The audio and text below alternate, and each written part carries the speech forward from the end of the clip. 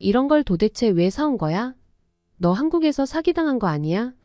사기는 무슨 사기야? 얼마나 어렵게 사온 건데. 이제 막 한국에서 돌아온 딸이 미국 엄마를 설득하고 있는데요.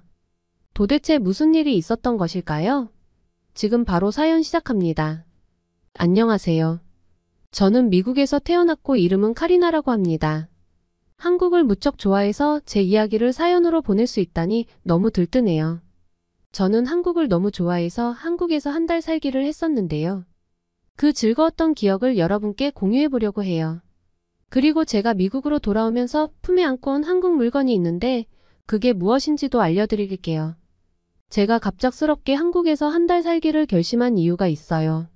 제가 평소에 한국 드라마를 정말 좋아하거든요. 제가 제일 좋아하는 드라마는 손예진 씨가 나오는 사랑의 불시착이었고 한소희 씨가 나왔던 마이네임도 정말 재밌게 봤어요. 물론 이 작품들 말고도 더 유명했던 오징어 게임과 더글로리는 이미 다 봤어요. 한국은 로맨스부터 스릴러까지 모든 장르물을 기가 막히게 잘 만드는 것 같아요. 스토리가 어쩜 이렇게 탄탄한지 게다가 주인공과 사건들도 신선할 뿐만 아니라 배우들의 연기력이 어마어마해서 한번 보면 훅 몰입하게 되더라고요. 옛날에 드라마 하면 친구들이랑 미국 드라마를 시리즈로 보느라 바빴는데 요새는 넷플릭스에서 전부 K-드라마를 찾아보고 감탄하기 바쁜 것 같아요. 그렇게 한국 드라마에 푹 빠져있던 어느 날 문득 한국에서 살아보고 싶다는 생각이 들었고 그 생각이 들자마자 비행기 표를 바로 예약했어요. 마침 방학이기도 했고 지금이 아니면 한국 갈 수 있는 기회가 없을 것 같았거든요.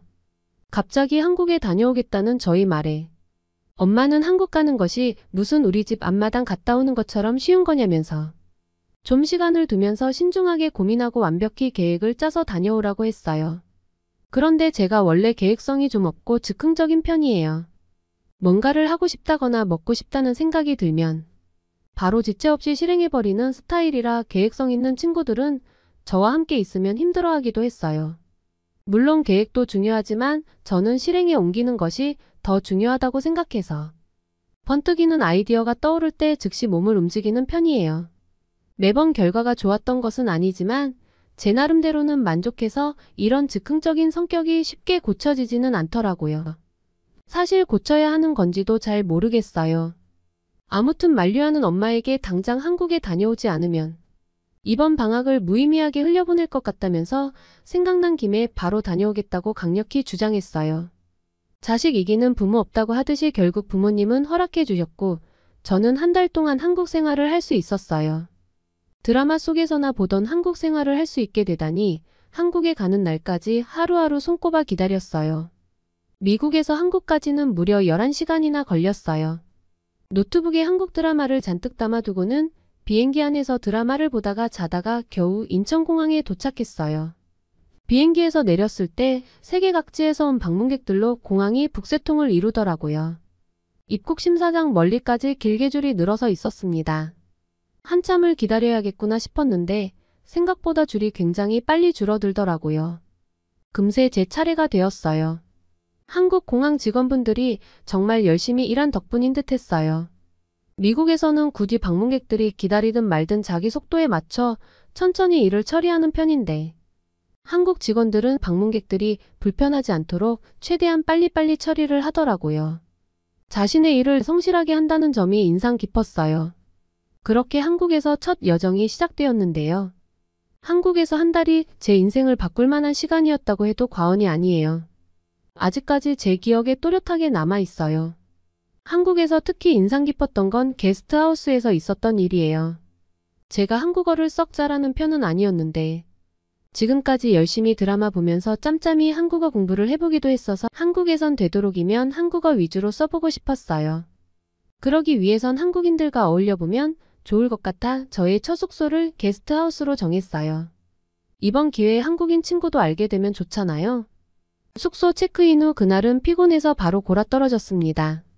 다음날 아침 게스트하우스 주인 아주머니께서는 제게 아침밥을 차려주셨는데요.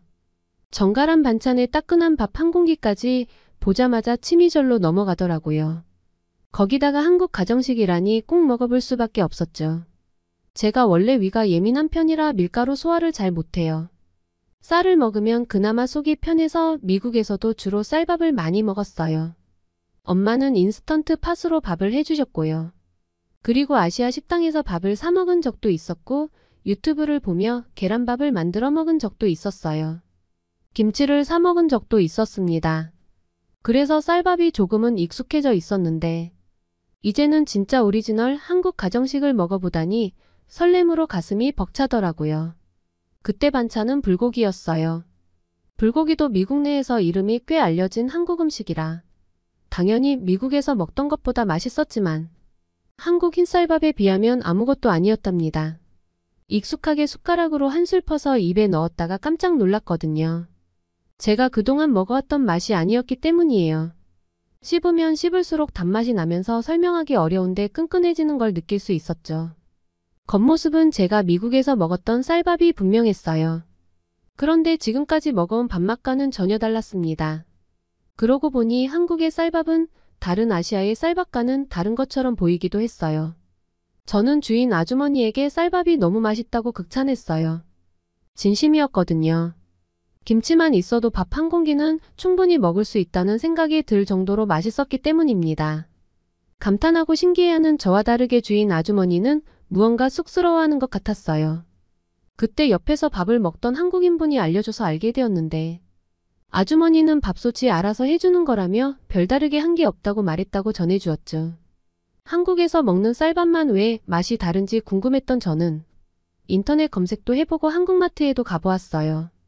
그리고 다른 점을 발견했는데 그건 바로 쌀과 밥솥의 차이였습니다.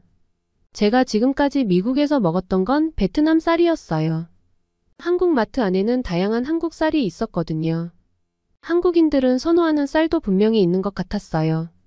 쌀은 어디에서 나던지 같은 재료라고 생각해서 맛도 동일할 거라 생각했던 제가 부끄러웠죠. 입안에서 흩어지고 단맛도 거의 느낄 수 없는 베트남 쌀을 한국 쌀과 같은 것인 줄 알았다니. 비교할 수 없을 정도로 한국 쌀이 더 맛있었어요. 게스트하우스에서 머무는 동안 주인 아주머니는 제게 참 많은 한국 음식을 해주셨는데 정말 음식 솜씨가 좋으셨어요. 특히 아주머니의 김치 음식 솜씨가 너무 좋아서 저는 김치에 푹 빠져버렸지요. 아주머니도 파란 눈의 외국 여자가 김치 없이 밥 못 먹는 게 신기하다면서 더욱더 열심히 요리를 해주셨는데요. 김치로 만든 아주머니의 음식은 정말 뭐든 맛있었는데 저를 위해서 김치볶음밥도 많이 해주셨습니다. 적당히 쉰 김치에 햄을 깍둑 썰어 넣고 맛있게 볶아서 반숙 계란 후라이 하나씩을 올려주셨던 맛이 아직도 떠오르네요. 어느덧 시간이 빠르게 흘러 미국으로 돌아갈 타이밍이 되었어요. 저는 출국을 앞두고 최대한 짐을 가볍게 하기 위해 모든 물건을 정리하고 있었는데 버리기는 아깝고 또 미국으로 가져가기에는 짐이 너무 많아져서 한참을 고민하던 차에 한국에 기발한 어플을 알게 된 거예요. 바로 당근마켓이요. 이후에 저는 당근에 푹 빠져버렸습니다.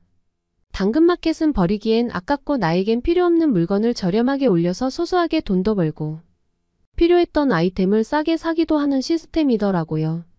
어쩜 한국인은 이런 어플을 개발한 걸까요?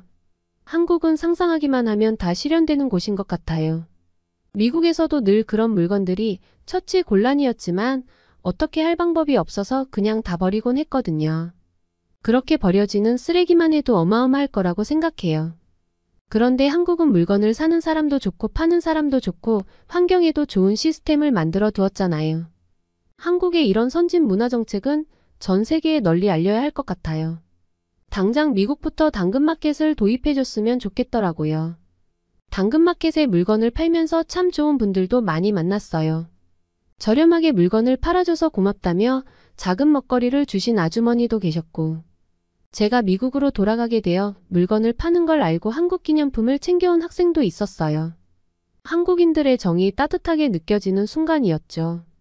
이렇게 정이 넘치는 나라가 또 어디 있을까요? 한국 사람들은 스치는 작은 인연도 참 소중히 여기는 것 같아요. 하다못해 당근마켓에서도 소소한 정을 나누는 걸 보면 말이죠. 그렇게 대부분의 물건들을 정리했는데 미국에 꼭 갖고 가고 싶었던 것이 있었는데요. 무게는 7kg 정도의 캐리어에도 담기지 않아 소중히 안고 비행기를 타야 했는데도 저는 무조건 챙겨가야겠다고 생각했어요. 바로 압력밥솥이에요. 아무리 생각해도 그동안 한국에서 먹었던 쌀밥 맛은 절대 잊을 수가 없을 것 같았거든요. 한국에 머무는 동안 쌀밥을 주로 먹었는데 한 번도 속이 불편하다는 생각이 안 들었어요. 미국에서도 앞으로도 쌀밥을 먹을 예정이었고 분명 엄마도 좋아하겠지라고 생각하며 밥통을 안고 미국으로 돌아갔습니다. 엄마가 저를 보자마자 이게 뭐길래 품에 안고 오냐고 여쭤보시길래 엄마에게 맞춰보라고 했죠. 우리 가족 모두 다 잘 쓸 수 있는 물건이고 한국에는 이거 없는 집은 없다고요. 저는 이거 없이는 이제 못 산다며 자랑스럽게 한국의 압력밥솥이라고 얘기했어요. 그러더니 엄마는 인스턴트 팥이 멀쩡히 집에 있고 밥맛이 다 똑같이 뭐가 다르다고 불필요한 밥통을 또 사왔냐며 제게 핀잔을 주었어요. 엄마가 말하는 인스턴트 팥은 유럽에서 주로 이용하는 냄비의 일종인데 쉽게는 밥솥이라고 부를 수도 있어요. 그렇지만 압력밥솥으로 한 음식과는 맛 자체가 비교 불가해요. 특히 밥은 더 그렇죠. 아예 다른 밥이라고 생각하시면 될걸요? 부정적인 엄마의 반응을 예상했던 저는 한국 쌀도 미리 주문해뒀고 엄마에게 직접 밥을 해서 보여드리기로 했죠. 밥솥에 전원을 꼽자 소리가 나왔어요. 엄마는 밥솥에서 여자가 말도 한다며 갑자기 관심을 보이셨어요. 밥솥을 열고 닫을 때, 음식을 시작할 때 알람음이 정말 귀엽다고 하셨죠. 저는 쌀을 씻어 밥솥에 넣어두고 30분만 있으면 밥이 완성된다고 말씀드렸더니 엄마가 깜짝 놀라시더라고요. 저는 중간중간 확인을 안 해봐도 괜찮고 다 끝나면 또 음성으로 알려주니 다른 일을 하고 있으면 된다고 얘기했어요. 한 30분이 지나고 윤기가 잘잘 흐르는 쌀밥이 완성되었다는 목소리가 흘러나왔습니다. 그리고 엄마에게 갓 지은 밥 한 숟갈을 드렸더니 엄마는 충격을 받으셨어요. 저는 엄마의 반응을 예상했어요. 그리고 밥은 김에 꼭 싸먹어야 한다며 한국에서부터 챙겨온 김을 꺼내드렸습니다. 엄마는 김에 싸먹어 보시더니 입에 잘 맞으시는지 그제서야 잘 사왔다고 좋다고 하시는 거예요. 그때 같이 먹을 수 있는 반찬이 별도로 없었고 김에 밥만 싸먹었는데 어느 순간 밥 한 공기가 사라졌어요.